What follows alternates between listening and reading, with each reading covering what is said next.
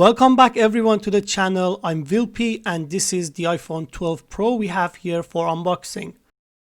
This one has 512 gigabytes of storage and is the silver color. It costs around 1,529 euros. The box is almost identical to all other previous iPhones in terms of materials, but its size is reduced to almost half of the previous ones. Now let's go and open the box. Let's put this aside and check the rest of the box. So we have a USB Type-C to Lightning cable, but we don't get a charger. Why? Because it is good for planet. I mean, don't even think that before making this decision to remove the charger, a team at Apple calculated the actual number Apple can save and earn by removing this charger. Don't ever think that. They don't think about these things. So let's have a look at the phone itself. The frame is quite shiny and it is a fingerprint magnet somehow. I definitely prefer the matte finish. The build quality on iPhones are always good. I mean, they are really well built. I also prefer these boxier edges compared to more rounded ones. The camera bump is also very minimal, so that's good. And overall, I really like the design of this phone.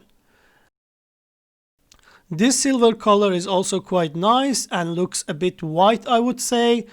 I will do the unboxing of the regular iPhone 12 as well. That one is the red color and that video will come soon, but I won't be doing a full review for these new iPhones as I think the user experience is very similar to all other iPhones and the differences are mainly in the camera and the design department. So I will do the camera comparisons between them as well as with other Android flagship and some speed tests too.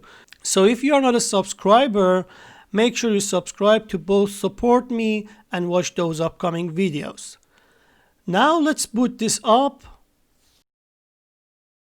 So here it is. On front we have this 6.1 inch OLED display. It is quite bright and beautiful. Honestly, I don't like this large notch we still have here. I believe Apple should reconsider this whole face unlock thing and reduce this big notch on the display. But overall, the display quality is definitely good. Downside is this 60 Hz refresh rate. For me, it's just unacceptable. I mean, this means in terms of display technology, if Apple's next flagship has 120 Hz display, for example, next year, by that time, Apple is already at least 3 years behind the industry. Because eventually, Apple goes towards that direction at some point. So it's not because it doesn't matter. It definitely matters to them, I think, and they will do it, but they just couldn't do it this year. So whatever justifications other than they just couldn't do it this year is not valid to me. So let me know what you think about this one. And anyways, this was it for now, guys. Thanks for watching and I'll see you in the next one.